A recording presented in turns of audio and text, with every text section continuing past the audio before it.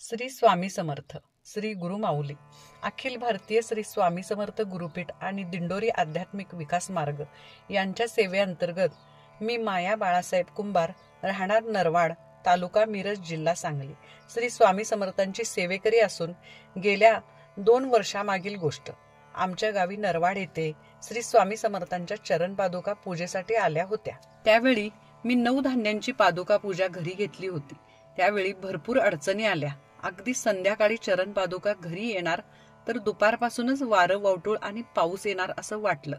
पण गुरुमाऊलींनी असं काही संकट येऊ नये म्हणून काळभैरवाष्टक व लांगुला स्तोत्र सामूहिकरित्या पाठ करण्यास सांगितला आणि आम्ही घरची व काही सेवेकरी यांनी मिळून ही सेवा घेतली. तर काय चमत्कार, सगळं वातावरण शांत झालं. सगळी पूजा संपन्न व्हायला रात्रीचे 10:30 वाजले. तोवर सगळे तटस्थ थांबले होते.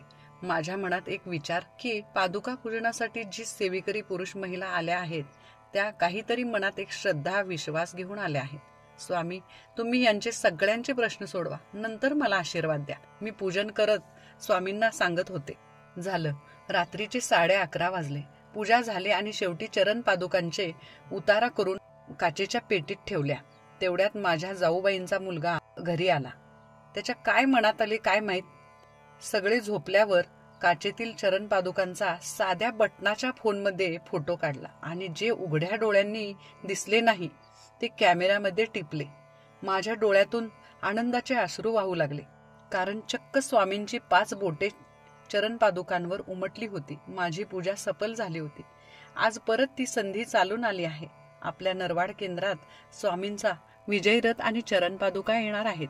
अगदी मनापासून स्वामींची सेवा केली की स्वामी भेटतात, ही मला प्रचिती आली. तुम्हीही अनुभवा, पण श्रद्धेने पादुका पूजनासाठी नावं द्या. येणाऱ्या वर्षीच सगळे अनुभव घ्या. मनापासून पादुका पूजनाची सेवा केली की कधीच वाया जात नाही. याचा फायदा म्हणजे आम्ही 4 व्हीलर गाडी घेतली. मोठ्या मुलाला IT कंपनीत जॉब लागला. धाकट्या मुलाचे लग्न झाले आणि मला सुसंस्कारी सून मिळाली. बस की, आणि काय पाहिजे? एक सुंदर आयुष्य आणि चांगलं आरोग्य. श्री स्वामी गुरु माऊली चरणार्पणमस्तु. श्री स्वामी समर्थ.